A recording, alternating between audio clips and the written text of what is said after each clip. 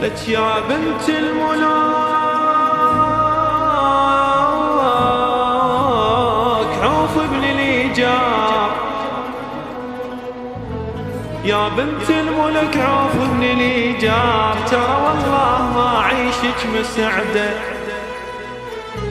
لك كان بجيب خردة تجيب باكية، وابوك الشد عنده حساب فرده. انت بخدتك متروسة احلام، وانا دموع تارس هالمخدة. انت بغرفة وحدك من تنامين، وانا